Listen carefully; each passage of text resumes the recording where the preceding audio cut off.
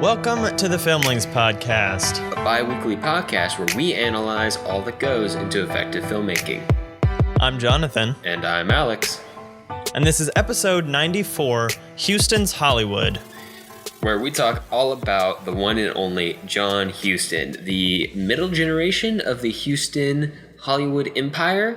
Currently, there might be another generation, I don't know. But obviously both his dad, Walter Huston, and his daughter, Angelica Huston, who is in many Wes Anderson movies. Slipped Wes Anderson into this one, Jonathan. Have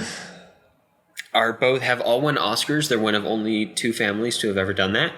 And very impressive. But he's a very interesting director from a very different time period with a very different take on directing than what became the norm with the film brats, where it was all about studying film itself and reinventing film techniques. John Huston was a guy who teaches from the directing school of life experience.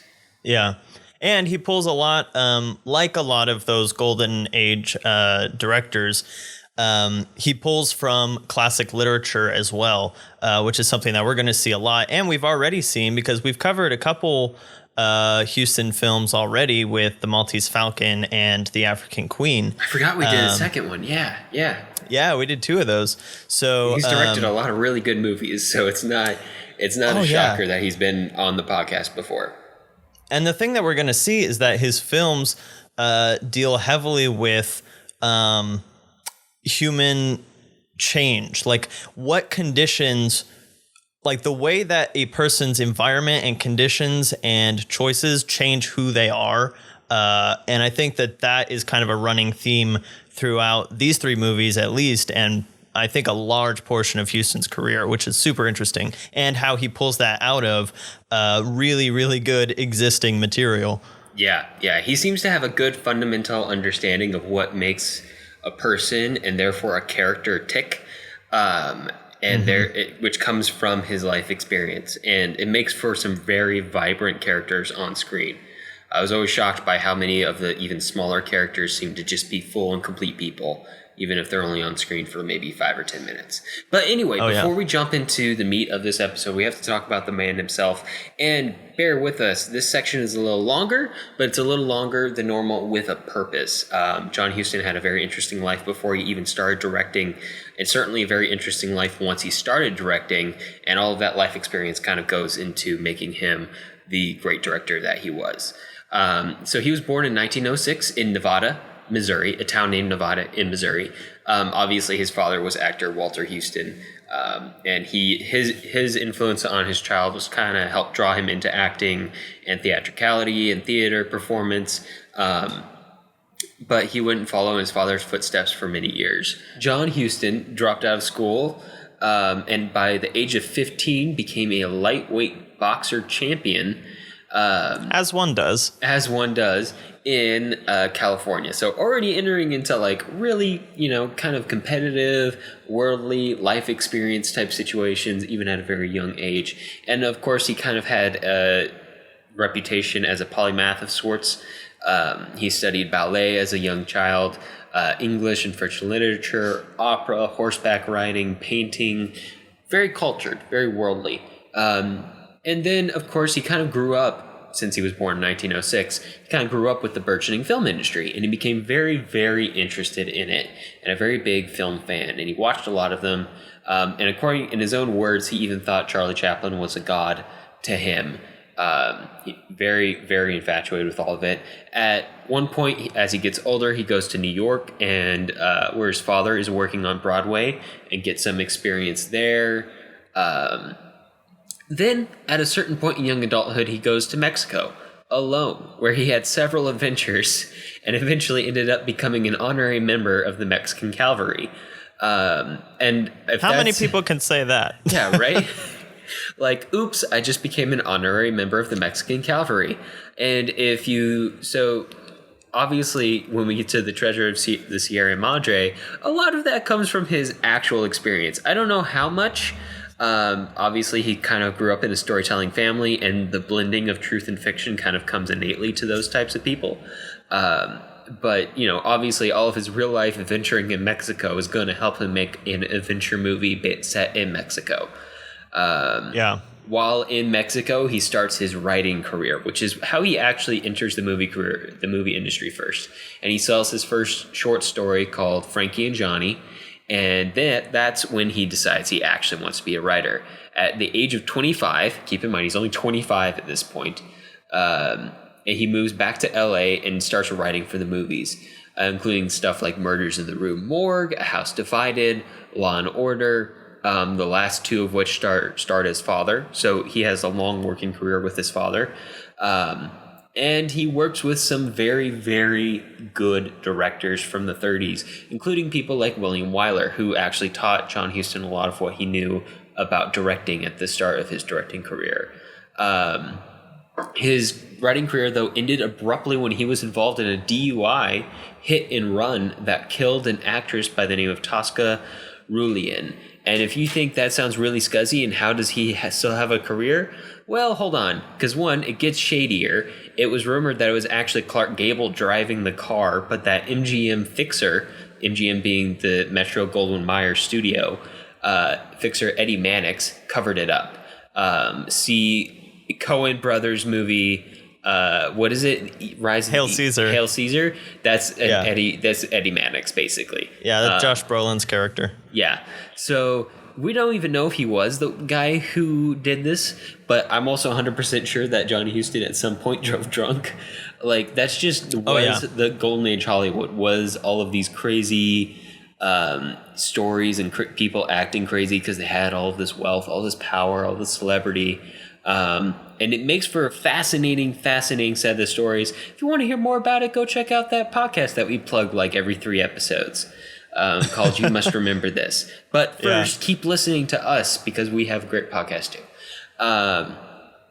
Anyway, he then quit Hollywood after that scandal for a short time and went back to adventuring, kind of essentially drifting across Europe, living in London and then Paris for a while.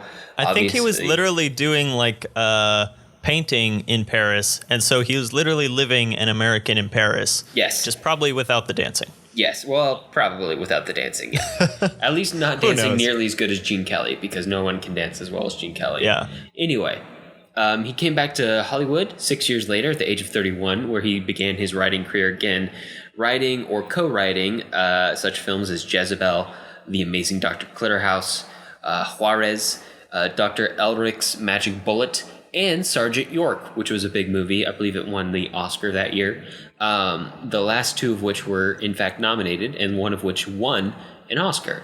And then eventually, he would go on to help write High Sierra, which made Humphrey Bogart a star. And Humphrey Bogart's pretty important to John Huston's career. Huston then had enough weight with the studios to be allowed to write and direct his next movie, which was based off of the Raymond Chandler novel, The Maltese Falcon, which is actually a Dashiell Hammett novel. Oh, sorry, my bad. It just feels very Raymond Chandler. But it is, in fact, a film noir. It's one of the most famous film noirs out there, one of the most famous movies out there. I think it's one of those few old movies where you can say the name and everybody actually knows what you're talking about, even if they're not like a big movie buff. But anyway, that was John Huston's first film that he directed. Obviously, he had a lot of experience in the industry beforehand, a lot of life experience, but to still have your directorial debut be one of the biggest movies ever made, that's pretty amazing. But anyway, that wasn't the last movie he made. He made many more. And while we've already talked about The Maltese Falcon on this podcast, we're going to talk about 3 other films by John Huston that kind of embrace this idea of him directing from his life experience. So, Jonathan, what 3 movies are those? Yeah, so we are kicking off with The Treasure of the Sierra Madre, one of his most famous films. Again, like The Maltese Falcon, one of the most famous films of all time. I kind of put it up there with Casablanca in terms of dramatic and thematic. It's definitely on the AFI Top 100, that's for sure. So it's based on a 1927 novel of the same name by B. Travin. It won Best Actor in a Supporting Role for Walter Huston, John Huston's father, Best Director, and Best Screenplay for John Huston, John Huston's self. and it was nominated for Best Picture. And then we'll be moving on to The Asphalt Jungle, another film noir from 1950, based on the 1949 novel of the same name by W.R. Burnett. Sorry, nominated these pen names, man. I know they're all like abbreviated. Yeah. Nominated for Best Supporting Actor, Best Director, Best Writing, Best Black and White Cinematography, and finally bringing it closer to the modern day with The Man Who Would Be King from 1975, based on a Rudyard Kipling novella / short story of the same name. And that was nominated for Best Adapted Screenplay, Best Set Decoration, Best Costume Design, and Best Film Editing. Lots of literature in this lineup. But before we get into all of those, let's have Jason set up Treasure of the Sierra Madre for us. The Treasure of Sierra Madre from 1948. 1925, the Mexican oil town of Tampico, and down-and-out American Fred Dobbs is about as down-and-out as he can get, begging for money from passers-by. He and his fellow drifter, Bob Curtin, hear tell from an old prospector, Howard, about the risks and profits of gold mining. After a labor contractor screws Dobbs and Curtin out of their payment for a job, they go in on a gold expedition with Howard out into the hills of the Sierra Madre.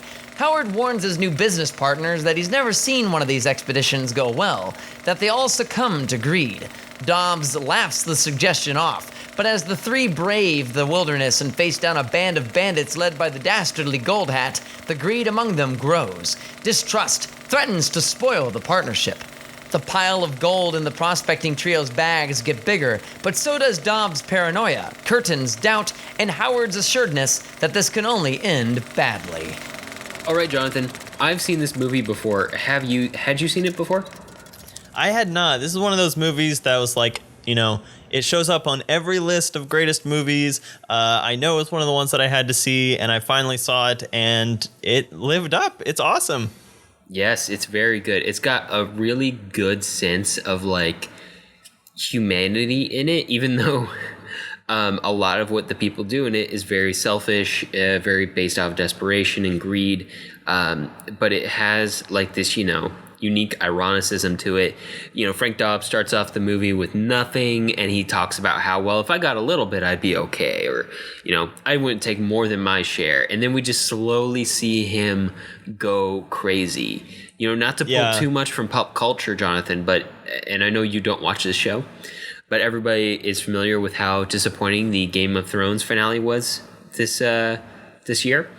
Well, one of the big problems with it is they had a character go crazy, and they had a character go crazy almost on the turn of a dime, rather than, a nice slow build that's well thought out and well motivated.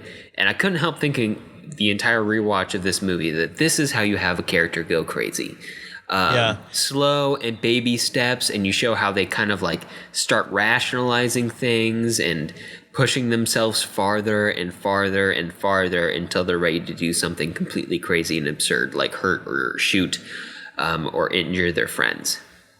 Yeah, the director that I was coming back to while watching through this, and especially thinking through this character's descent into madness or moral corruption or what have you, is that it felt very David Lean-ish and very like Lawrence of Arabia, but in Mexico kind of a thing.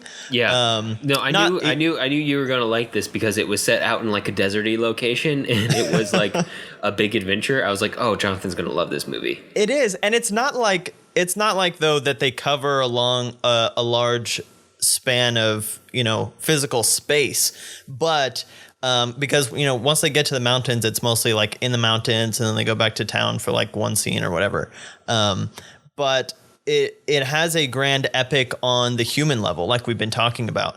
And then after we go through this 2.5 hours of this human drama, there's one shot at the very end that elevates the film out of like this just human drama story into the realm of like a parable. And I want to talk about that later on, but definitely like, and I think that a lot of people recognize this, but if you're going to sum up this whole movie in one word, what would you call it, Alex? Ooh, that's a big question, right? Like, because I have an answer. Greed? Yeah, I would say greed. Yeah, no, that's a big one because it is seductive, right? And it's not like it's almost making this argument over the course of the film that greed isn't something you have or you don't have. It's something that can be like planted within a person and then nurtured and grown, and you can watch it bloom and you see the dangers and the seductiveness of it. And it's not like he's the only person with greed, right? Like there's other people in the movie who are greedy to a certain extent. You know, like the cowboy who comes out from and leaves the farm in Texas and his family and comes out and is apparently searching that for gold. character was almost played by Ronald Reagan. Oh, that would have been a thing. That would have been a thing, but he got hired on a different movie or something. So Maybe that's a there's good your thing. fun tidbit. But yeah, he so I mean, even that character, he was greedy. He was coming out there trying to strike it rich with gold too. The bandits are greedy. But he was sympathetic because he needed that money to support his family, almost to like cartoonish levels of sympathy. Whenever they get the letter, but still, you know what? His That's was kind of justifiable. true. Yeah, and you know what? John Huston does make an effort to make him sympathetic, but also if you have to support your family in Texas, and the thing you do is go to Mexico to pan for gold. That's a bit extreme. That's a bit extreme. It's like he saw a sympathetic opportunity to be like, oh, well, my family would be okay if I go search for gold now because we need money. And I think the other element to this, and actually all three of these movies, is this kind of get rich quick kind of mentality and how it never ever works out. Yeah, and it feels very you don't American, have to be doesn't it? necessarily right, and that's what I think makes these films like so relevant and probably timeless, because get rich quick schemes are always there. They just look different every time. But you can fall into get rich quick schemes for very different reasons. It can be very kind of selfish reasons, or it can even be selfless reasons. And so that's where I think the distinction between Bogart and this other guy come in. Yeah. He had greed planted in him, but for a good reason. But once that greed began to sprout, it led him down a path that got him killed. And you know, the happiest character in the whole dang movie is the one who doesn't care. The one who's just there for the fun and the adventure and is enjoying life. The crazy prospector. And ooh, boy, is he a good crazy prospector. But Alex, I'm going to take this to a Tolkien metaphor. Okay, you ready? Go for it. Yeah. One that no one's going to get because it's not in the movie. Is this Bombadil? Are you going to throw Bombadil at me? Yeah, I'm going to throw Bombadil at you because Walter Huston plays the prospector who, as you just said, he's the only one that's not really corrupted by the greed. He's been on a couple of these expeditions and he knows that it's not going to work out. And so he's just kind of along for the ride, kind of in the way that Bombadil is not affected by the ring because he has no desire for power. The ring only appeals to people who have something to gain from power. The prospector, he's content. He's just helping because he's got nothing better to do, really. Yeah, he just enjoys it. And he ends up in a really good spot. He gets the best end of the deal, except for maybe the other guy too. Well, Bill Curtin doesn't do too bad either. And you know what Bill Curtin is here for? His function in this movie is essentially the neutral character with a devil and an angel on his shoulder. And the question is, who's he going to listen to? And he comes so close to listening to the devil. And he's with Dodds, who is the devil in this metaphor, on the road with the gold and the mules, and neither of them trust each other, and they both attack each other like multiple times. I didn't keep track. But, you know, it gets sent to desperation. He gets pushed to a point, and he nearly gets killed. And then he gets picked up and taken to the angel in the metaphor, the prospector, who nurses him back to health and is like, you know what? Yeah. I told you it would end like this. So why don't you go do the good thing and just go enjoy life with, you know, what I think is maybe like too much of a assumption that he can just go to the widow in Texas and be like, hey, your husband's dead. But even if it doesn't work out, like there's still hope for him. Yeah. Yeah, so we get it. Okay. Here's a question, Alex. Have we dived into the idea of foils on the podcast before? I think we've mentioned it. I don't think we've explained it. We just kind of used it with the assumption that people know what's up. Yeah, and maybe they do, but I think this is a really good time to bring it up. I mean, this is such a good example. Yeah, in storytelling, foils are characters who are dramatic or thematic opposites of each other. So in this story, we have Dobbs, played by Humphrey Bogart, who is he wants to get rich, he wants this money, and as a result of that, his soul basically becomes corrupted, and he becomes very jealous, and he becomes very cautious and mistrusting. And then you have Curtin, on the other hand, who has the same drive for money. He wants it. He wants to better his life with it, albeit in a different way than Bogart's character. But he keeps his morality intact, and he has some hills that he's willing to die on and others that he's not. And he is trying to kind of look at things and give Dobbs the benefit of the doubt for a little bit too long throughout the movie, which becomes basically his nearly fatal flaw.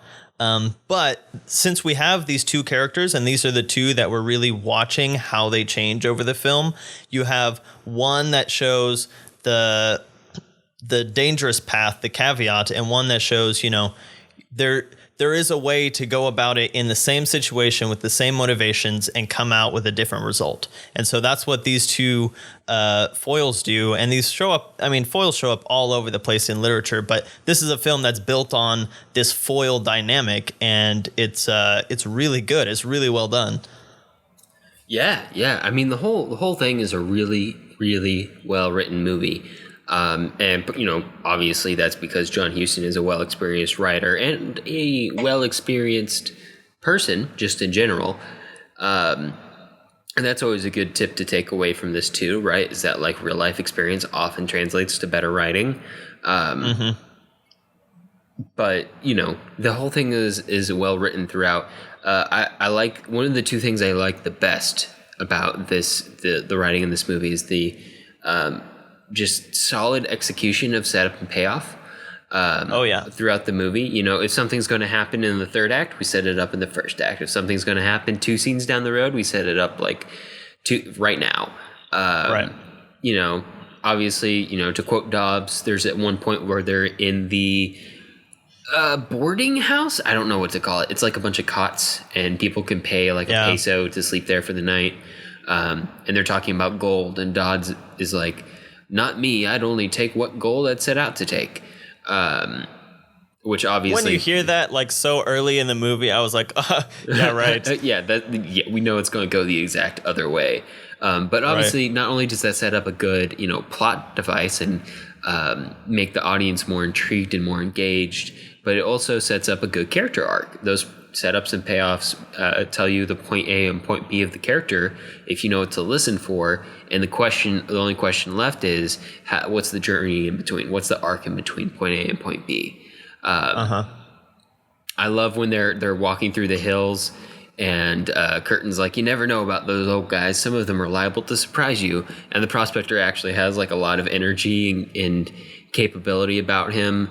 They call him a mountain goat at some point. Yeah, he's a survival. I don't want to say survivalist in the modern term, but he is a survivalist in the sense that he is suited to this rugged life, and he's the most capable person in the whole film.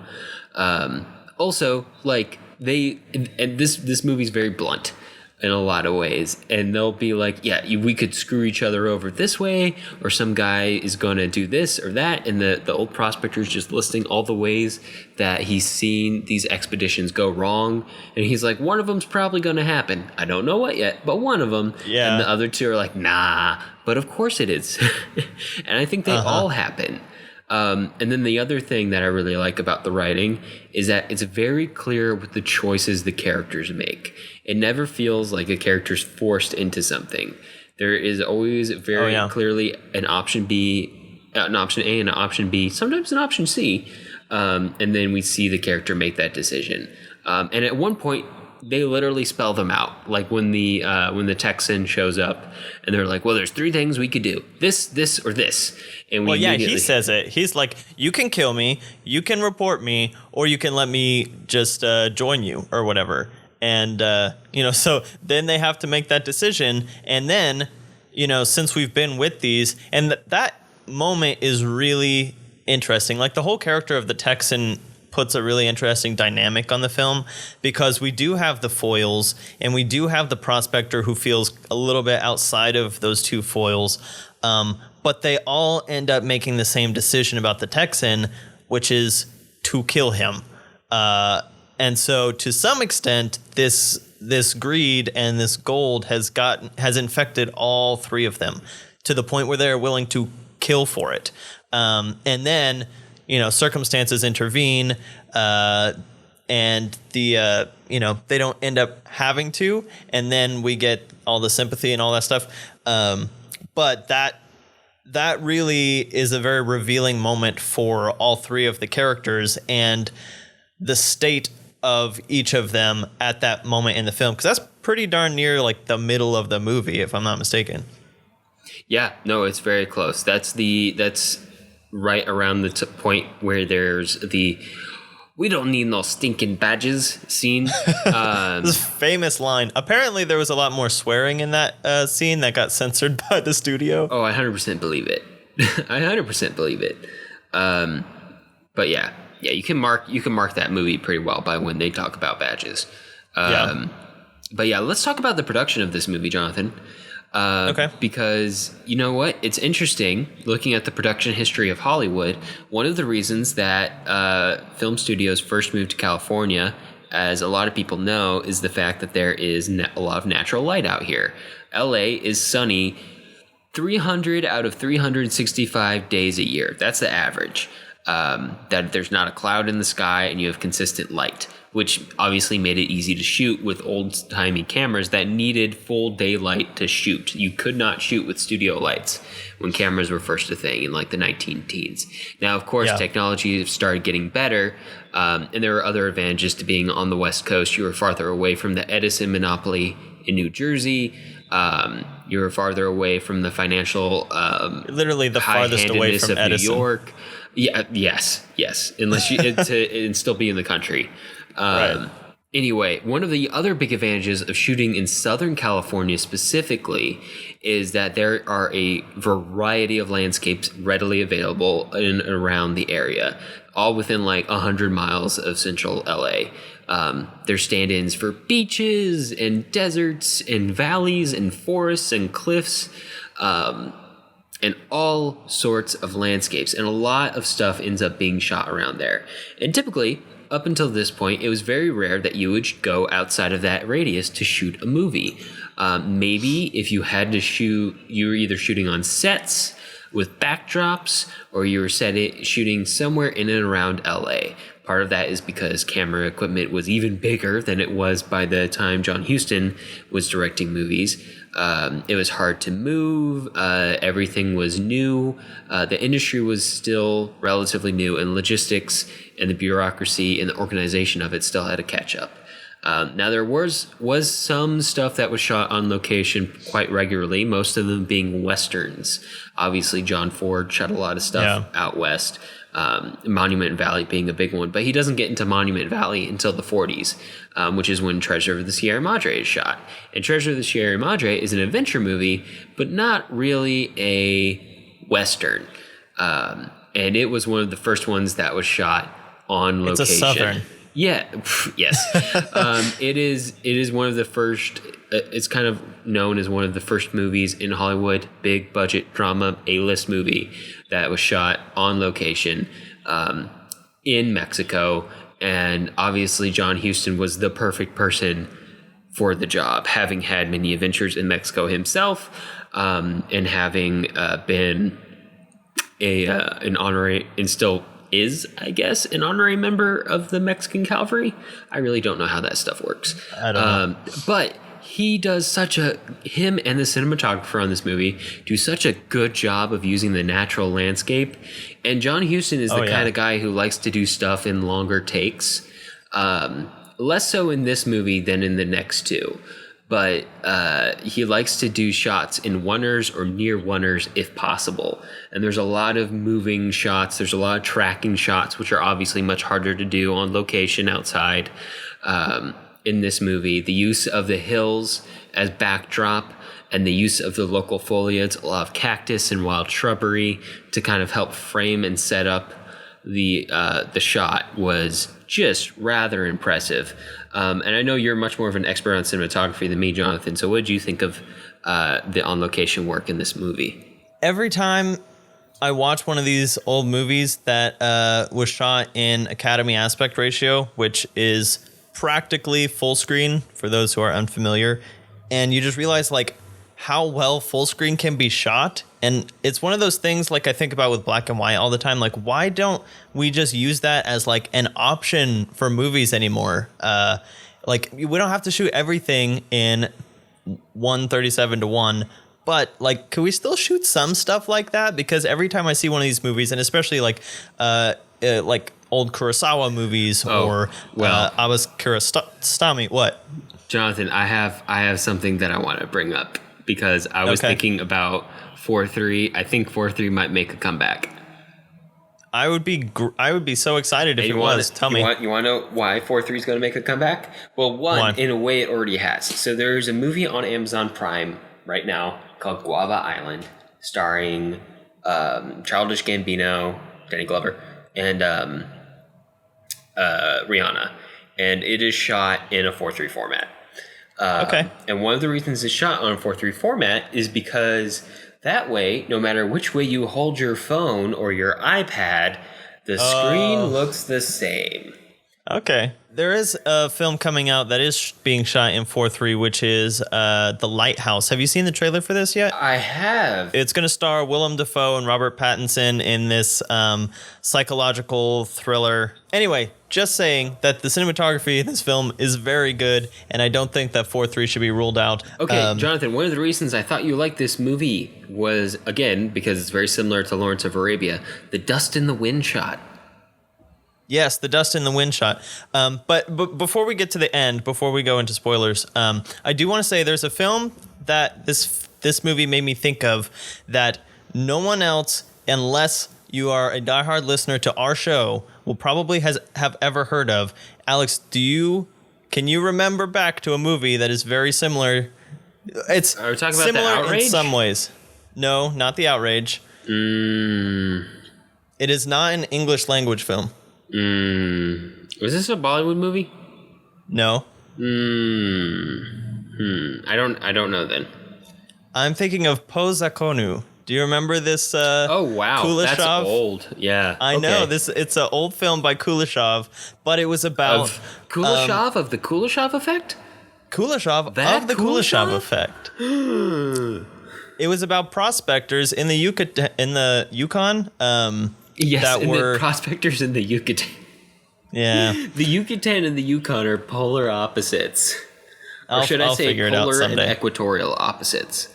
My dyslexia just catches up with me sometimes. Oh, please. But the point is that they were prospectors that, ended up in one of these kind of life or death situations because they were, being greedy and, having this whole thing. But the thing is that they got trapped inside of this little tiny cabin with a murderer. And so it turned into this really kind of slow burn boiler kettle movie. Actually, that might be a pun if you've seen the movie. But anyway. Hatefully, what? That's what this movie made me think of a little bit. That's my little filmlings history spiel. But yes, the dust in the wind shot at the very end. Here we're at spoilers now. So at the very end, spoilers. Dobbs, and catch this, Alex, because I didn't really think about this until I was, actually reading some of the stuff on Wikipedia, and suddenly the words clicked with me, and the bad guy in the film is called like Gold Hat or something. And so you could almost think of him as like a personification of the gold or the green-eyed monster. And the Gold Hat catches up with Dobbs and kills him. Apparently, it was originally shot as he decapitated Humphrey Bogart, and they edited that because of the studios didn't want it to be so graphic. It was actually a very obvious recut because they reused the same shot. They reused the shot, yeah. Which also tells you a lot about how John Huston shoots a scene, which he's very clearly the kind of director who shoots only what he needs. Yeah, and we're going to talk about that when we get to overall. But so, yeah, Dobbs has been caught up with Gold Hat and gets killed. And then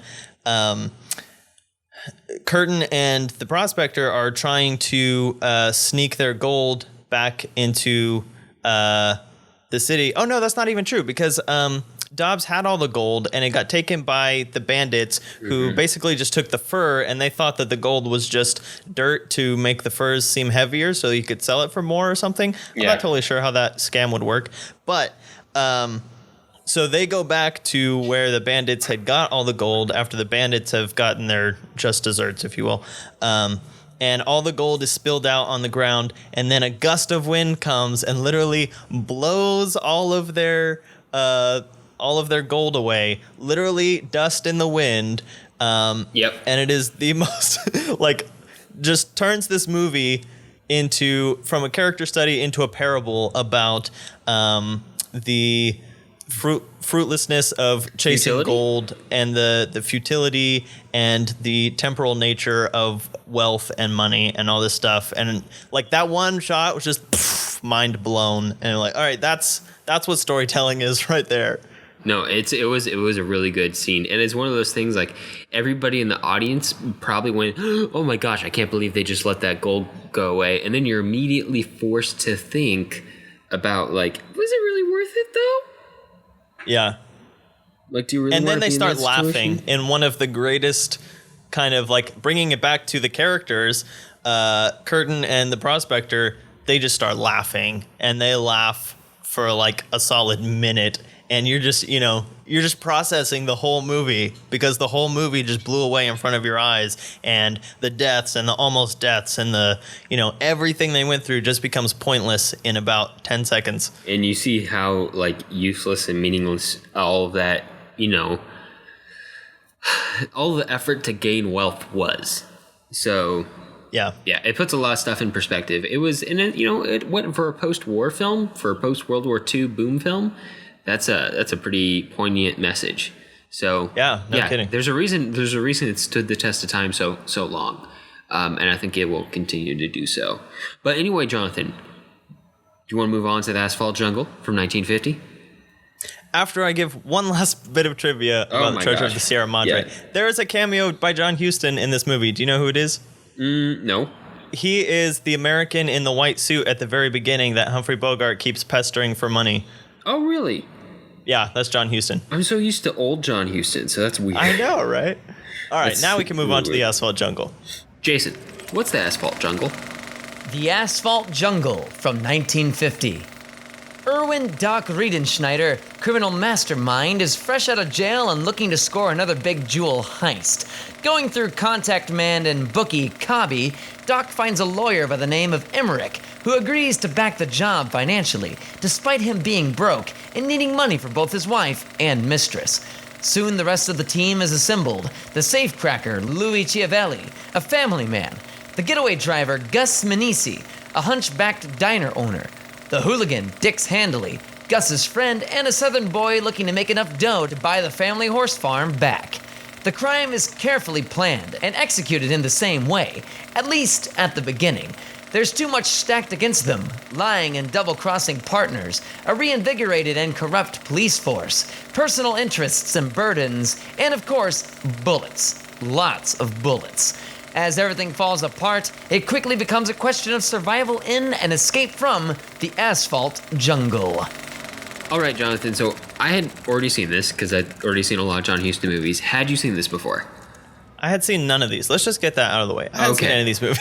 Okay, cool. Well, I was just going to ask you for your first impressions because this is one of my favorite noir movies and arguably, as we're going to get into, the start of the heist as a center point I didn't for realize a film. that. Because I just watched really cool. Right, because I just watched it. I was like, okay, it's a heist film because we're so familiar with heist films. But this is one of the firsts. No, I liked it a lot. Again, I love theme movies. Alex, did you know this? I like theme movies. Yeah. And this one is one of those movies that, by the time you get to the end, you're like, oh my gosh, this theme, this one driving idea has been pulling the whole movie along. And again, it's a get rich quick scheme, Alex. It's because I got a DVD of this from the library, which if you're following our podcast and you want to follow along, I watch so many of these movies through the library for free. You can do it too. It's great. But on the back of the DVD, it was like, as in The Maltese Falcon and Treasure of the Sierra Madre, the Asphalt Jungle deals with this idea of one big job, one thing that will get you a bunch of money and change your life for the better and all this stuff. And once you do this one thing, however morally questionable it might be, then you can, start your new life and make things better. And it never works out. And that is a huge thing that goes through all three of these movies. And there's this element of, in this film, what each of the characters, because there are 4 or 5 like distinct characters that we're kind of following, and each one is kind of has their tragic flaw, their thing that they hold on to, which ends up being their downfall. And it's really interesting to go like piece by piece by piece through the movie and watch that happen. Yeah, I'm always surprised by how much this movie doesn't have like a dedicated sole protagonist. Like to a certain extent, it's Dix, but not really. Like, and I can't remember anybody's names, but to a certain extent, like everybody has a really fulfilled arc. Like the investor who doesn't have any money has like a really thought out arc, and the German heist expert has a really well thought out arc. It's really, really cool to see everybody come to a certain end that it feels like they earned by the end of the movie. And all of the characters, even the ones who are on there, even on the ones who are on there for a very short time, like the mistress played by Marilyn Monroe. Marilyn Monroe? I think this is the first time Monroe's been on the podcast, Alex. I think so too. But yeah, probably not the last. Nope. But, her character's excellent, even though she's only on there for maybe all of 2 or 3 minutes. The wife has an excellent character. The wife of the safecracker has an excellent character. Oh, yeah. The girlfriend of Dix, or quote unquote, the wannabe girlfriend. She's actually one of the like characters who I thought was the most 2-dimensional, but she does seem to have like a certain thing about her that makes her more than just Dix's girlfriend. Not quite there, but close. And everybody else in the movie seems to reach that mark. But yeah, I love that the idea behind this movie is, what if we took a heist and really broke it down and used that as a plot device? Because it becomes a whole genre. Right. Think about all the Ocean's movies. Think about, a lot of parts of Mission Impossible movies. Anything where characters have to do a heist. You gather the team. You set the plan. You execute the plan. Plan typically goes wrong. You recover. And then you move forward. And, what would otherwise be... And you know what? It still is a fairly quiet movie. There isn't a lot of... Like, there's certain bits of loud action and intense action, but for the most part, it's very slow and very quiet. One of the best shootouts that I've ever seen, like Western or not. Yeah. No, it's all very well executed. And a very, unique idea for how to make a crime movie. Because before this, noirs before 1950, they might have had an interesting plot to like put the screws on a character or something. But for the most part, if you were going to rob somebody, you were either going to break in and rob, and so you show somebody breaking in and then stealing, or you're going to go in and do a stick up. So person walks in with a gun, does the stick up, takes the money, and goes. But you don't have this kind of like slow, intricate, complicated, long plan where they have to go into the tunnel and then take out the bricks and then sneak up, and you see them sliding under the tripwire into the safe vault and using the blasting liquid ever so carefully, which again kind of goes into like the plants of John Huston, right? Like, it's Chekhov's blasting liquid. If you put it there, it's got to go off. Yeah. But even above and beyond the intricacies of the planning of the heist, there is the intricacies of the politics that go on behind the heist, which is something that's pretty interesting because a lot of times heists can get so bogged down in the, here's every little piece of what we're going to do, and then we just follow it. The heist itself takes a very small portion of the film. It's a lot of setting up, getting all the characters, corralling up the usual suspects, and then seeing how characters are planning to betray other characters and what their plans are going to be. So they're even making plans behind the plans, and then we have to see how those plans go wrong and how they attempt to recover. In this film, I don't think anyone recovers anything very successfully. Not really. But nope. There's a lot of layers that are built up to this one moment where the heist just becomes the little climax moment. It is a big point in the film, but it's not a large part of the film, if that makes sense. Yeah, no, in terms of like total runtime of the film, it doesn't take up like a huge portion.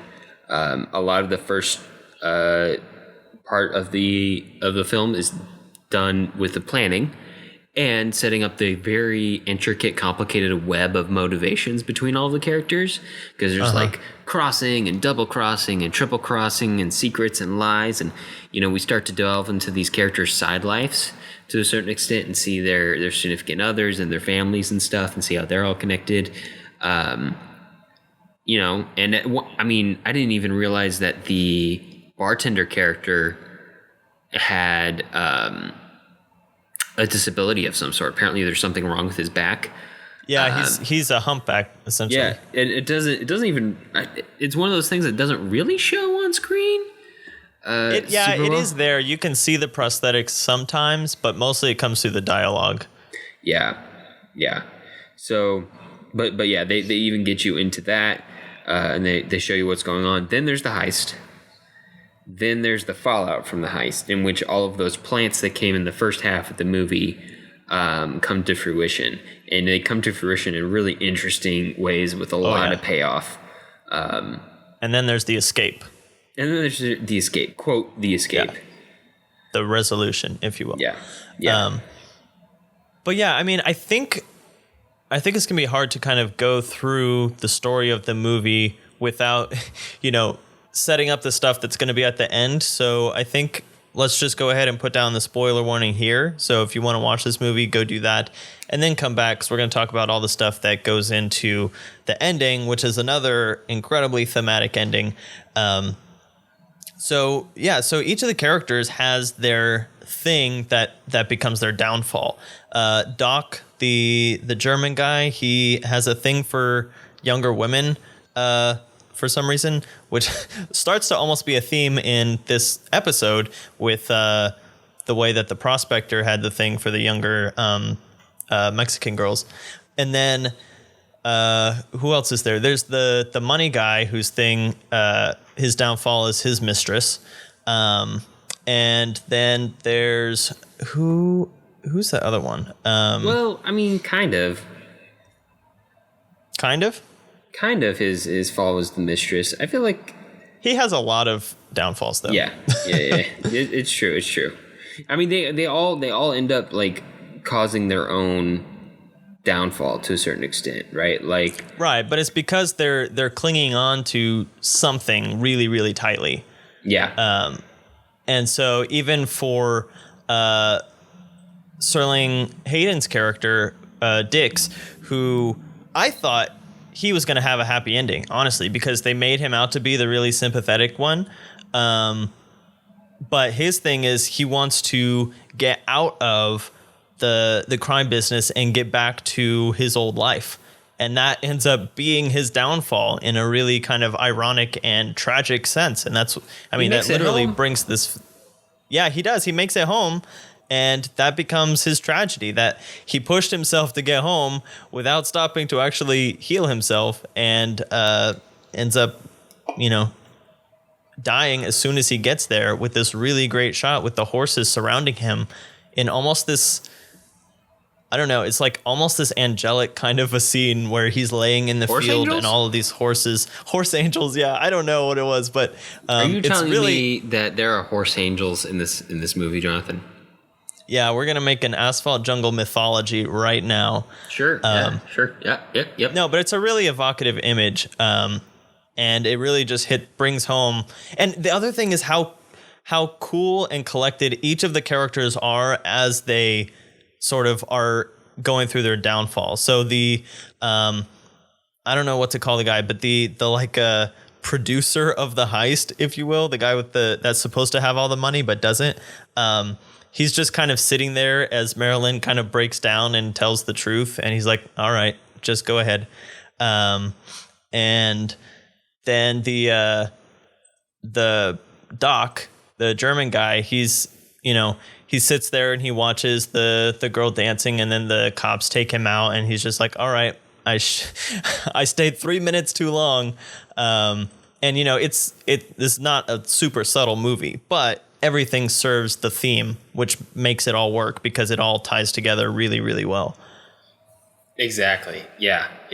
No, it's the kind of like calm at the gallows attitude of two of the three characters. Yeah. Is really, really interesting. It actually makes for an interesting turn because, up until this point, it was typical that characters would act fairly desperate in those situations or fairly dramatic or over the top. But the calm accepting thing feels more unique, and it feels something closer to reality in a way once you see you don't have options and you start to accept what's going to happen to you. That might have come from John Huston's real life. Now, we have no record of John Huston being involved in a heist, but I feel like he seems like the kind of guy, from the research we've done on him and the life he's led, to have known some shady characters. And it feels like these are probably based off of those people, and it makes it really interesting and feel relatively real. His characters are always just really good. But it's an interesting take on the Asphalt Jungle that sets up the heist movie genre moving forward. What do you think of the title, Jonathan? It's interesting because I'll tell you why. In the opening shots of this movie, in the first minute or two, where they're kind of having a small game of cops and robbers trying to chase dicks down through the city, it does feel like he's creeping through an asphalt jungle. Because everything in screen is either dicks, a car, or concrete of some kind. And you get the same sense when they're crawling under the bank to get to the heist and all that kind of stuff. So, and it feels like the film, the setting for the film is essential to the plot. Like, this doesn't happen, out in the mountains of Mexico or out in the plains of the West, or it has to take place in a highly urbanized environment. And so that's kind of, it's almost again going into this idea that the environment influences the character. So this jungle has turned these people all into this kind of this animalistic type of scheming people who are trying to survive or do what's best for themselves, and then all the backbiting and the backstabbing and all of that comes out of that, which is all being influenced in the very background by the environment. Yeah. To a certain extent, it does feel a little bit like an adventure movie, very in the same way that most adventure movies are dependent on their settings, like The Treasure of Sierra Madre is dependent on setting. And it seems like something that, John Huston would do. Even the fact that he just chose to call it a jungle too makes it feel more adventure-y, right? Like this could be... And of course it comes from the novel too, but that's all going into the creation of the story. And it becomes I think one of the more parodied movie titles out there. There's the Blackboard Jungle, and it's something I've heard referenced. Oh, I never put those two together. Yeah. Oh yeah. And that's 100% based off of this. But there's other ones out there that I don't know off the top of my head. I know there's a couple Simpsons episodes that I think have similar titles. But yeah, it's something you see pop up again and again.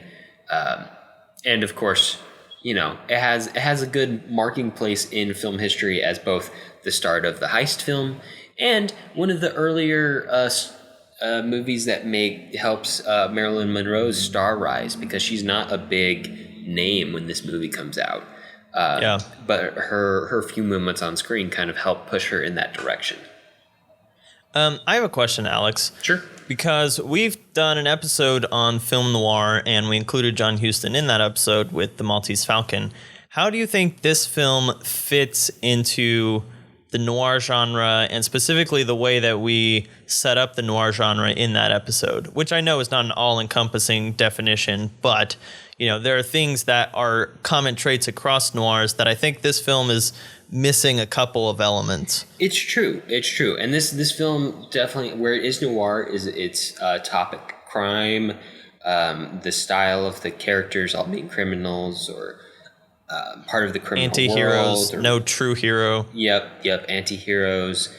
Much more of a character study in some regards. The lighting obviously draws heavily from the film noir genre. It basically is just film noir lighting. Now, where it isn't a film noir is probably the structure of the story. Because film noirs follow turny, twisty mysteries 99.9% of the time. Right, and they usually follow the detective angle, which this one has, like, police a little bit, but it's not the main driving force. No. It doesn't follow a mystery. It doesn't follow detectives. The way the characters are set up feels more naturalistic. Oftentimes, noir characters are incredibly stylized or dramatic or unreal or could only be real in the movies type characters, whereas the characters here feel they have the John Huston touch, right? They feel more real. They feel more natural on screen. So it definitely is divergent. I feel like it's easiest just because of the black and white nature of the movie, the excellent light and shadow cinematography, and the topic of crime, and the fact that it came out in 1950 to say that this is a film noir. But I do feel like this might belong in its own genre of crime or heist crime film. Yeah.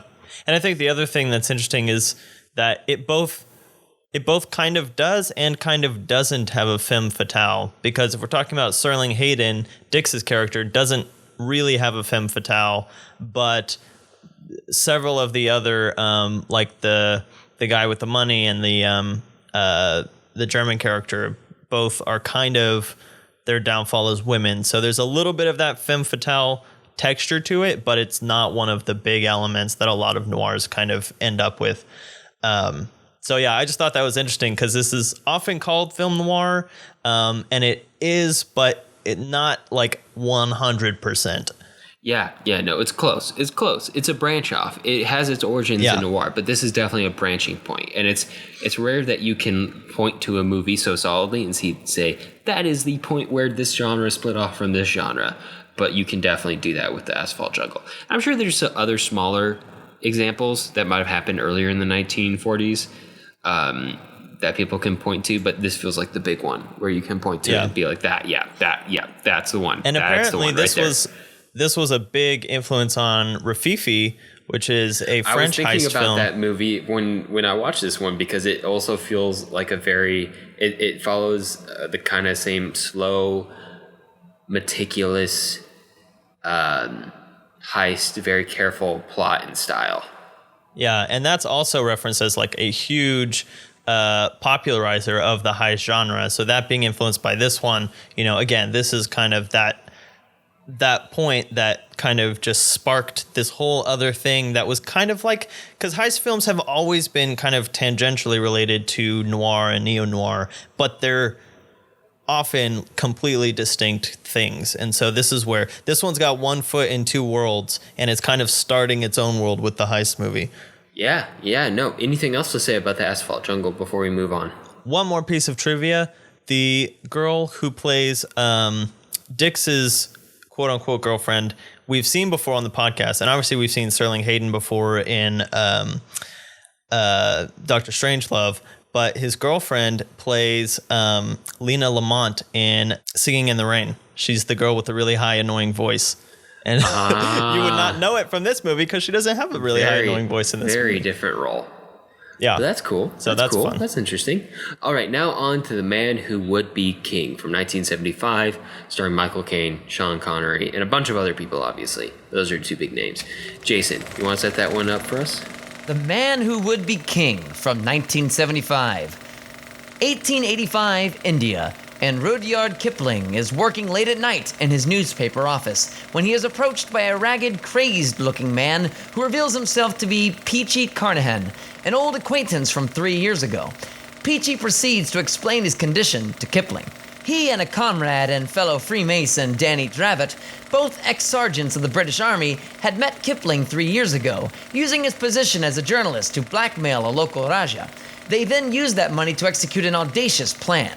Buy lots of guns, some supplies, and some beasts of burden, travel to a far-off region called Kafirstan, conquer the people there, and live as kings. Easy enough, right? Actually, the first part of the plan goes off nearly without a hitch. The two men unite villages through a series of battles won by their weapons and military experience. But at one of the battles, an arrow hits Danny, getting stuck in his bandolier so as not to cause him harm. The locals then take him in as an immortal god. The son is Sikander, Alexander the Great. Godhood is a slippery slope, and the size of Danny's and Peachy's greed soon exceeds their ability to remain in control of the situation. It's a delicate dance of pretensions for the man who would be king. All right, Jonathan, so what was your first impression of this movie? Because as we've established, I've seen this movie before and you haven't. But here's what I did, Alex. Obviously, this is big and epic, and it's exciting in a foreign land, and there's English people in it, and there's good color coordination and dusty shots, so I figured you'd love it. Yeah, and the other thing is, being me, you will not be surprised about this, but I actually went and read the short story before I watched the movie, so I was prepared for the story, and it actually does an amazingly good job of sticking to the story. There are like, the only real deviations are like really nitpicky things. I think the only thing I would have liked to see more from a directorial point of view is in the short story, the character of Peachy, who is kind of narrating the story in a flashback format, he is like progressively losing his mind as he tells the story. And every time that the narrator character of the short story, who is personified as Kipling in this film, not unjustly either, every time he like disconnects eye contact, he starts to go a little bit more insane. But other than that, it did a really good job. And the story is hailed as like one of the greatest short stories ever written. And because it is, again, it's one of those thematic, character-driven, one of these movies where you see a character want something so bad that their entire person is compromised by the time that they get it, and they're not the same person that they were when they set out for it. Like and the so opposite the epic, of a Disney movie? Yeah, exactly. Basically. But very Greek tragedy. With that in mind, again, it's got a lot of Lawrence of Arabia tones to it, and all of that. And it's Michael Caine and Sean Connery. So you've got two like titans of acting playing out these classic roles from a Kipling story in this wide sweeping landscape and this big again morality tale that just all pulls together really, really well. Alex, do you know so John Huston had planned to make this film like 20 years before he actually did make it, and do you know who he originally wanted to cast for the story? I have no clue, but I can't imagine it with anybody else. Right. Well, there are actually a couple of pairs, but he originally wanted to make it with Humphrey Bogart and Clark Gable. That would have been interesting. Which makes sense in a 1940s golden age, situation. Apparently, he went through several other pairs, including Burt Lancaster and Kirk Douglas. He looked at Richard Burton and Peter O'Toole. and Robert Redford and Paul Newman. And one of the two actually told him, they were like, this story will be a lot better if you actually hire British actors, which I think is totally justified. And so he suggested the pairing of Kane and Connery, and they do so good because, you know, you've got the one, like, they're both going for the same kind of thing, but the one definitely has the more commanding take charge kind of presence. And it's not very far off from either of the two actors' kind of stock characters, because I feel like Connery is often this guy who, you know, takes charge and he's gonna you know, get what he wants, and, you know, even if he's not the highest rank, he's going to act like he is. And then Kane playing this sort of narrator character. You know, I grew up with Kane as, you know, in Secondhand Lions, where he literally plays the same character narrating his best friend's life to another character. So it everything felt like it just kind of fell into place for this movie. Yeah, no, it's excellent casting, excellent presences. They are two, you know, genuine movie stars with two of the most interesting accents, and most interesting and unique accents across all of film history, probably. Yeah, right? Yeah, no, I can't imagine it with anybody else. That would be really weird. Also, I can't imagine it being done in 1955 instead of 1975. Like, the color and the camera equipment made the filming and the widescreen. And the widescreen in 1975 just feels so much more suited to this kind of movie, because this is a widescreen movie. This is a color movie. And obviously, you know, in 1975, the ability to film on location and coordinate all of this was way better. And it shows off. Yeah. There's management of like hundreds of extras in some of the shots that we see here. Oh my gosh, so many extras. Actually, many shots. But it is really interesting. And I realized a weird connection to the Asphalt Jungle. In a certain way, this is kind of like a con artist heist movie. It is a little bit, but just on a more political level. Yeah, and much more tragic level, too. Well, I mean, much more tragic compared to the other movie this movie made me think about, which was The Road to El Dorado.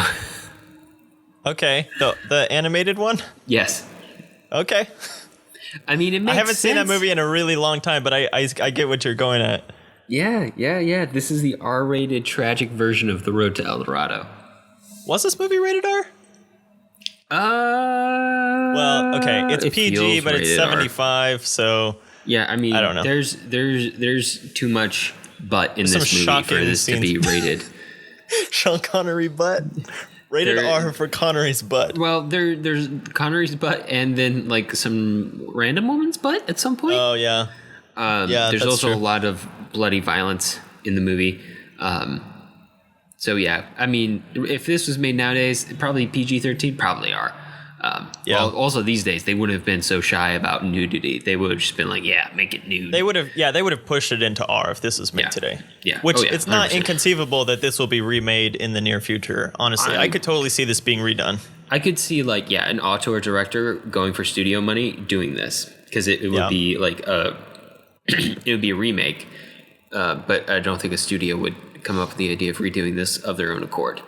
Or even like maybe like a Netflix thing, like they're doing that King Henry movie on Netflix, so something along those lines. Anyway, I mean, John Huston pulls this off really well, and obviously it's a story that he cared a lot about, because it had been rolling around in his head for decades, and he finally got to do it, and he's kind of, you know, nearing the end of his career, but you know, he's still got his cinematic touch. And this film, you know, feels a lot like John Huston becomes, like, not in a little bit in Treasure of the Sierra Madre, and then not so much in Asphalt Jungle, but he becomes one of these directors who is known for doing location work. Like we talked about the difficulties filming the African Queen and all that kind of stuff. So at this point, this is not something that daunts him. And he's able to use these locations to the best of their ability. Like even their adventure getting to Kafiristan, you know, they go through so many different landscapes, and they're in blizzards, and they're doing all this stuff that makes this film just feel so epic that just shooting on a backlot would not have, made this work. Oh yeah, no. You would have gotten a very different feel if this was shot on a backlot.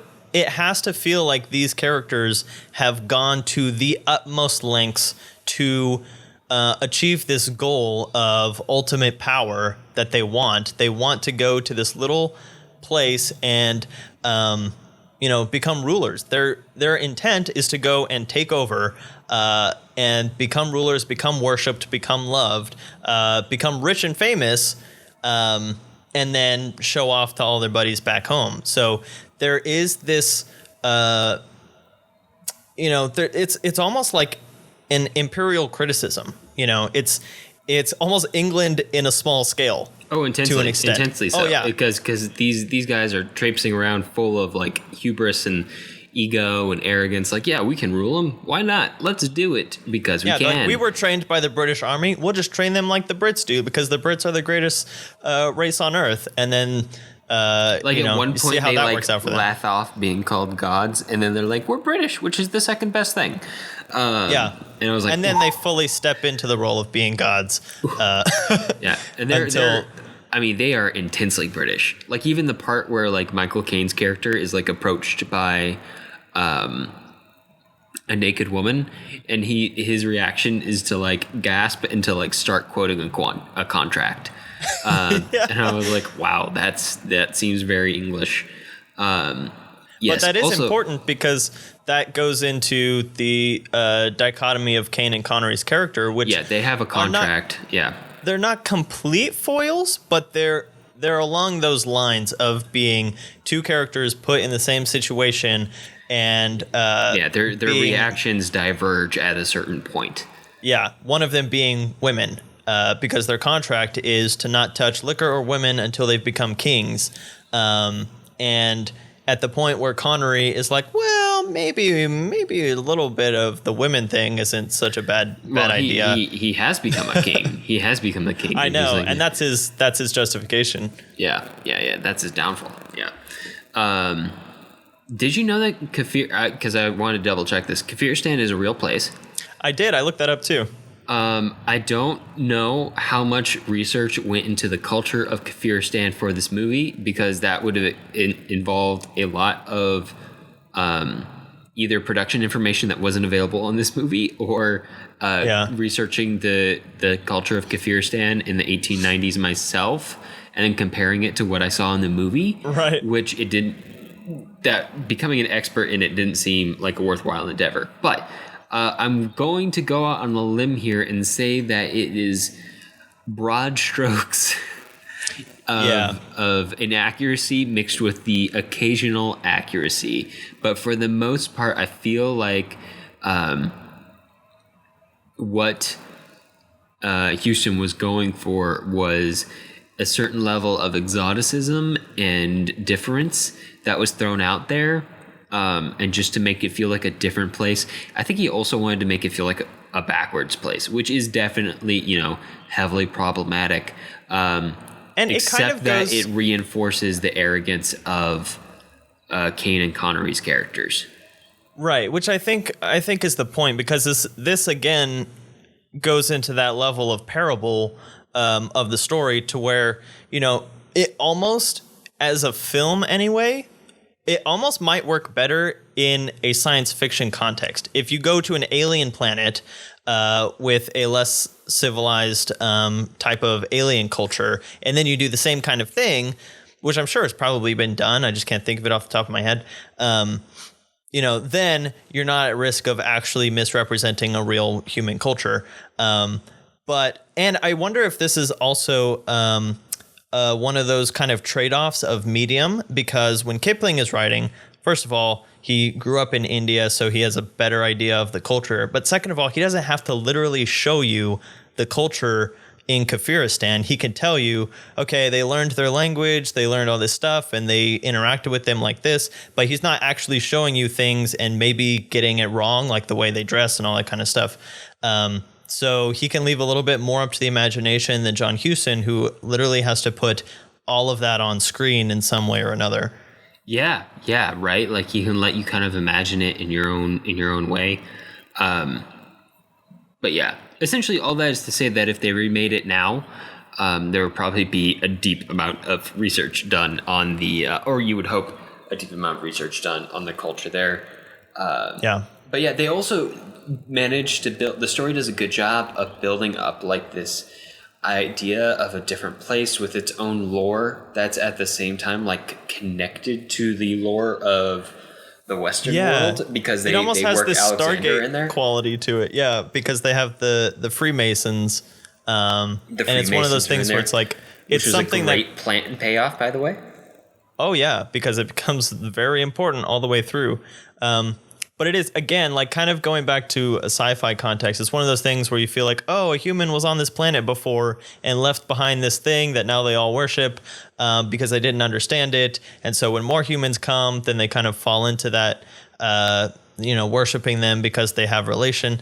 But yeah, it does. It kind of just elevates it. And again, it's also metaphorical and thematic that the little inaccuracies here and there don't seem to be like a focus. And it's more about the way that these two British guys are coming and trying to take over peoples that they see as inferior, and how that hubris infects their soul and ultimately causes their demise. Yeah, no, there is definitely a tragedy aspect to this film. It feels like that way with most of John Huston's work. Especially I guess the African Queen kind of had had a happy ending, but not many others do. Yeah, I would recommend. I mean, the one I'm really thinking about right now is a little known John Huston movie called Wise Blood, which is about crazy preachers who make up their own religions in like Tennessee or Texas or something like that, in like the early 20th century South. And they're blind, and they like pretend to beg. I don't know. It's really good, but it's full of like tragic hubris and stuff. Very, very close to the lines of these movies. So if that's your kind of thing, go check out that movie. But yeah, I'm guessing that John Huston is the kind of guy who saw a lot of people bring about their own downfalls through their own faults in his many, many travels and many, many life experiences. And he found ways to incorporate that on screen because he'd seen it before. He'd seen people reach too far for something, or once they had something, let it slip through their hands because of a stupid decision, which is what Sean Connery does here. Like, he has everything he wants, but then he wants more. Like, they could have gotten away scot-free if they just left in the middle of the night. Yeah, right. So I'm going to get into spoiler territories now and put down the spoiler warning because, Alex, I had listened to the story ahead of time, so I knew it was coming, but how did the very, very end of the film hit you the first time that you saw it? The very, very end. When he puts down the artifact on Kipling's desk. Yeah. I was like, well, of course there had to be a head in a bag. They had planted the head in the bag all through the movie. Oh, that's true. Because I don't think the polo thing was in the story. Yeah. But yeah. Mostly I was just like, wow, that's an expensive crown that you got away with there. If you weren't insane, you'd be pretty rich. Yeah. So yeah, it's probably at the in end, the British Museum now. Yeah, right. So at the end, they kill Dravitt, Sean Connery's character, by putting him on this bridge that he helped them build. Which was supposed to tie all of the little the little villages to the rest together. Of the world. Yeah. And they cut it down, and he falls into a gorge, and then basically they crucify Michael Caine's character, and he survives it overnight, and so they let him go because they're like, oh wow, he's more of a god than the other guy was. And then on his journey back, he ends up going insane, but he also at some point picks up the head of Dravitt and puts it in a bag and carries it around with him, and he brings it to Kipling and shows. Well, that's and guaranteed again, to make you more crazy if you weren't already. Yeah, I know. But again, it's one of those shots. It's like basically that one shot of the shriveled head on Kipling's desk this is what the pursuit of power and wealth ends in. Like, this is the end of that.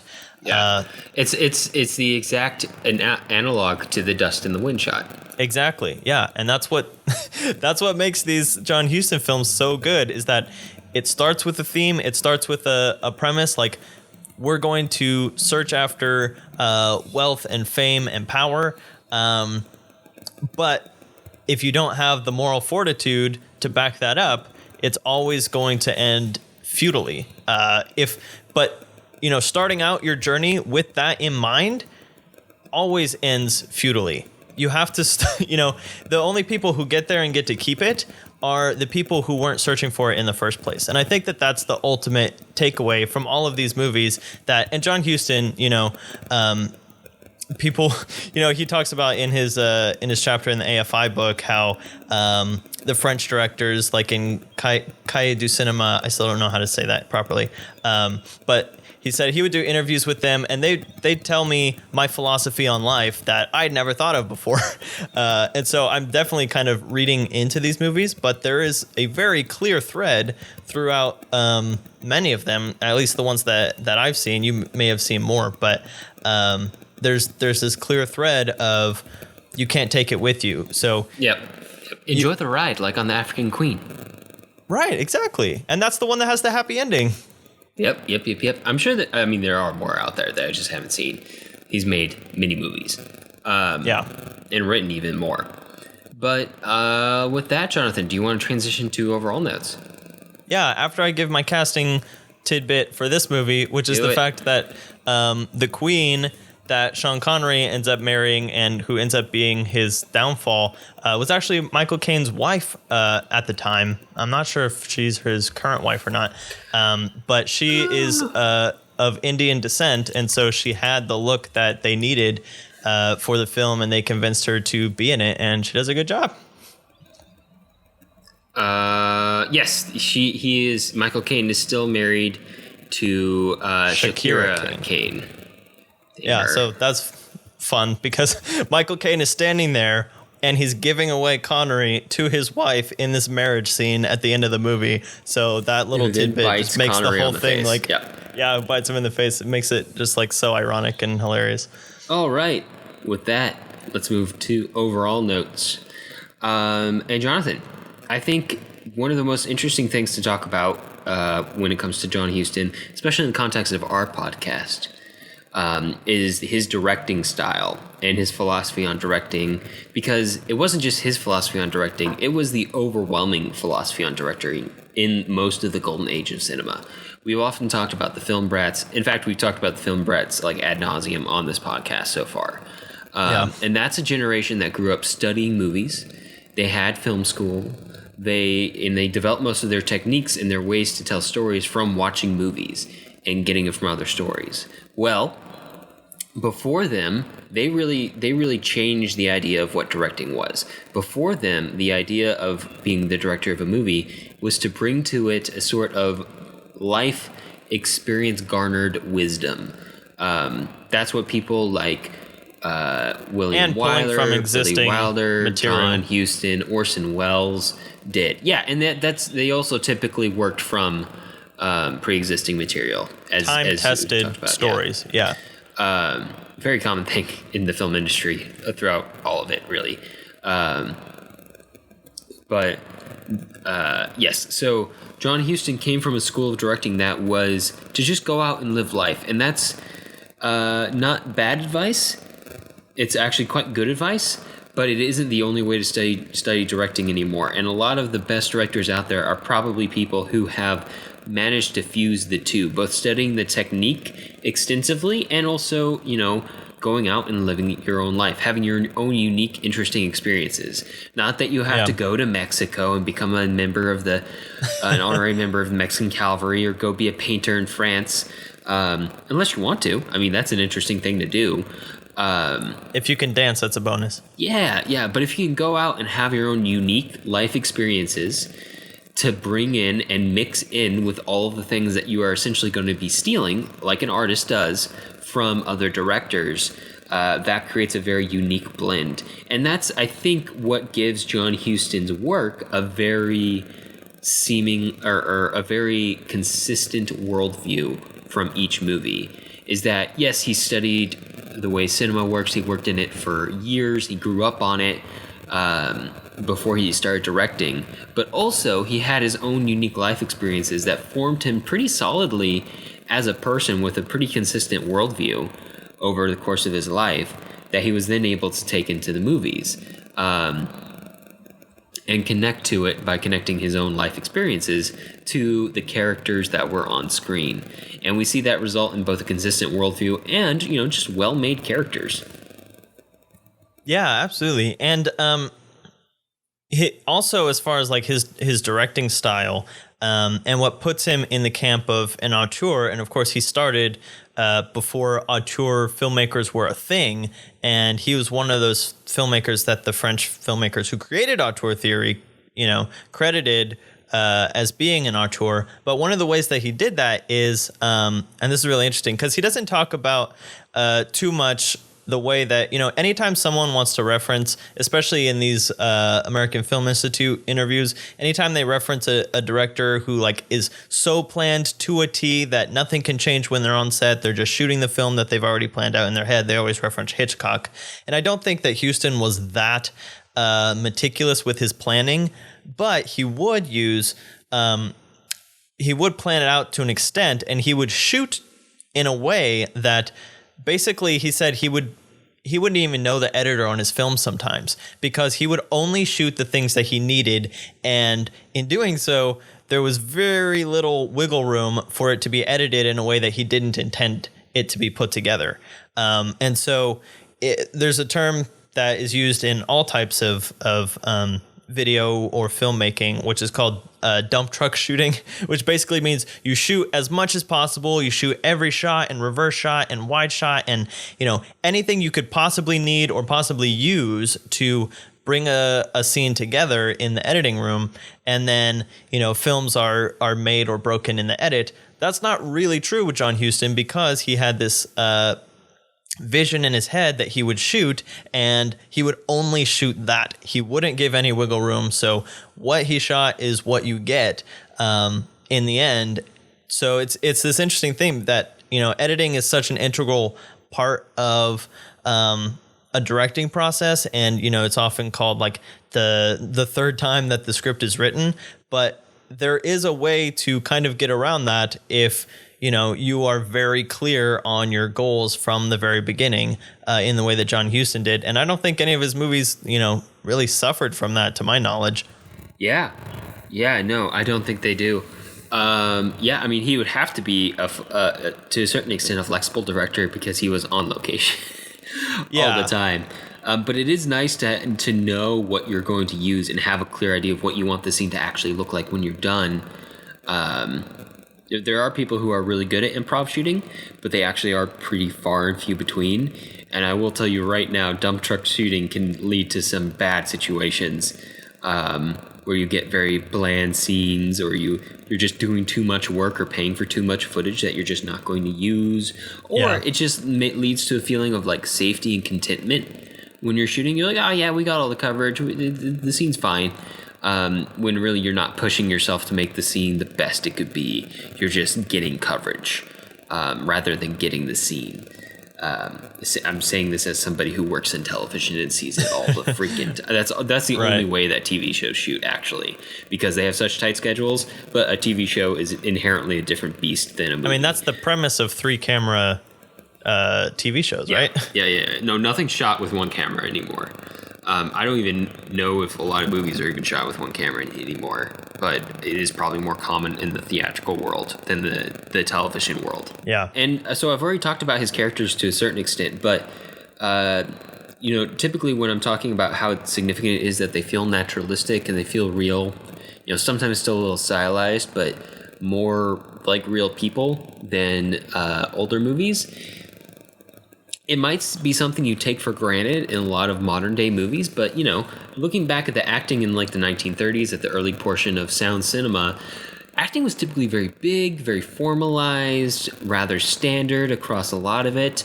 There's a lot of transatlantic accents, and a lot of, glitzy characters with very big motivations, sometimes complex, but often not. That starts to change a lot in the 40s, and I think there's no better place to look at it than the characters of a John Huston movie, which take a lot of their inspiration from, the way characters are portrayed in like a Billy Wilder movie, or I meant William Wyler. Gosh, those two. I know, it's so confusing. Yeah, infuriating. Anyway, I'm sure somebody had fun with them about it at some point in real life. I think William Wilder actually went to some film screening or something, and they were gonna play a Billy Wilder movie, and they didn't realize they had the wrong guy that they booked. Oof.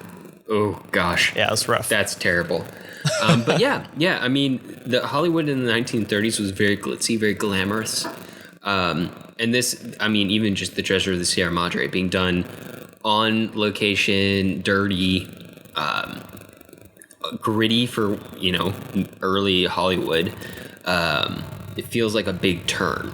So again, we talked about the turning point of the heist movie. I feel like this is a good example of the turning point of the style of cinema that changed so dramatically from all over the course of the 20th century.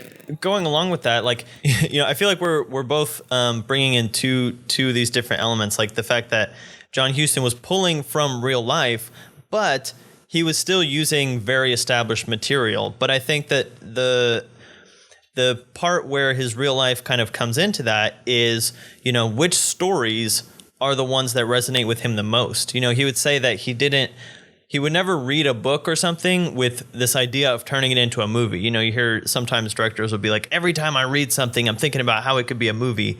And John Huston doesn't. He says that he'll just read stuff, but it's the way that it resonates with him over time, and if his mind just keeps drifting back to it and thinking about it. And so those are the stories that he would connect to, are the ones that he felt connected to his real life, like things that he could actually visualize and pull from memory and all that kind of stuff. So I think that, that is one of the things that makes his film so good, is this combination of established literary material that is already there, and it's fleshed out, and it's put together for you from a story perspective. And all of these are very plot driven. He doesn't make abstract kind of movies that are kind of wandering or listless or don't feel like they have a direction. They're all very watch plot driven. Wise Blood and get back to me.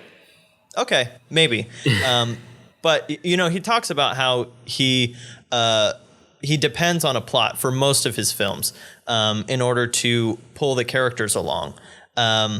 But it's taking those films and then connecting them to his real life and finding that really personal connection that then makes everything click. And it's like, all right, I can put this on screen and really care about it and understand why the characters are doing what they're doing, because there are real people out there who have these motivations and these feelings.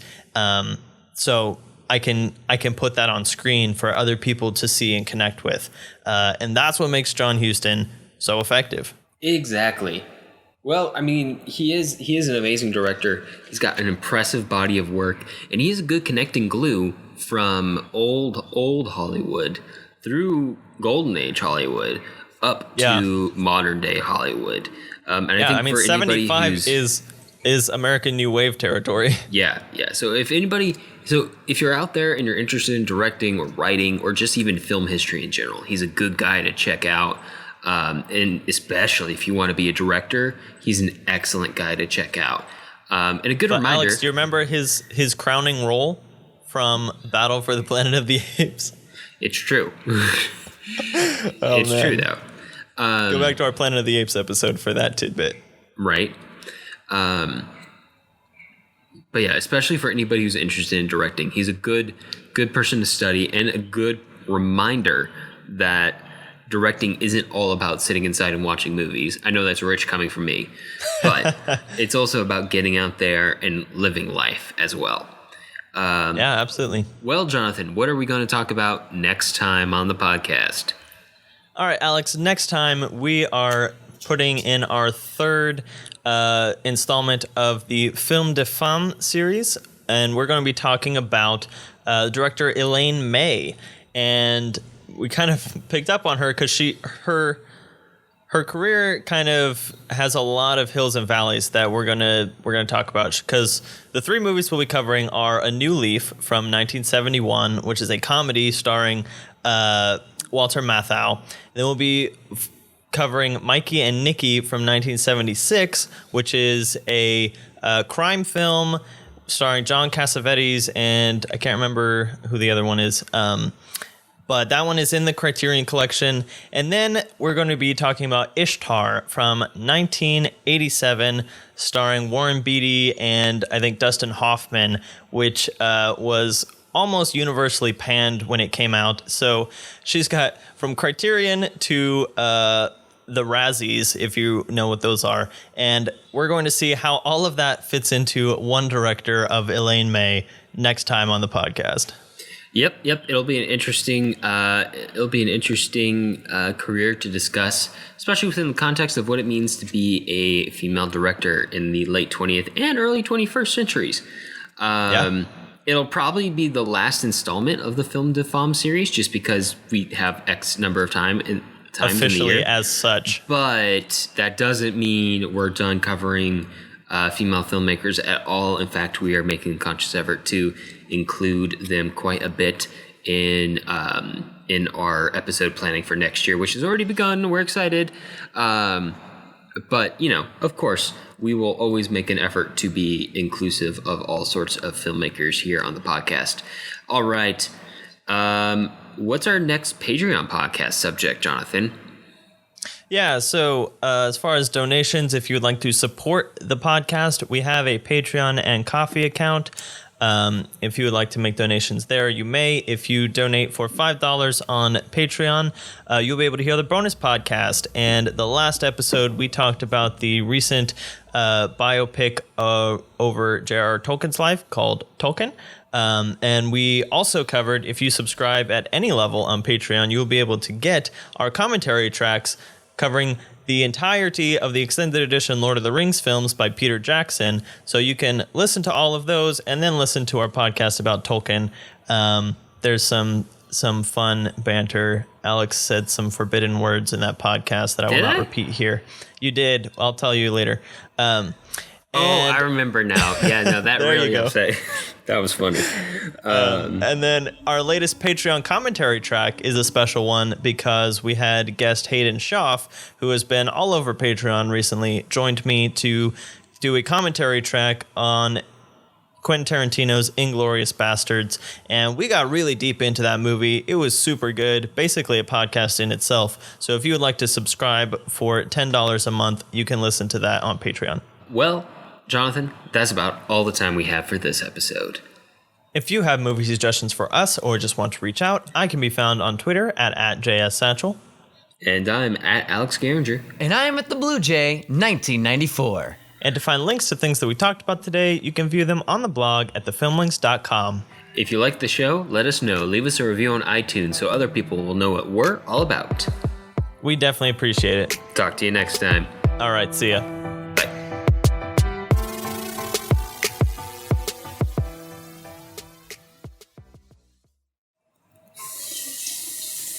One sec, man. Just gotta wash out this coffee pot. Oh, okay. I was gonna ask, are you doing dishes? Yeah, no, I ran out of coffee, but I also tapped off the coffee pot, so I did. Talk about tragedy. Yeah, right. That's the deepest tragedy of them all.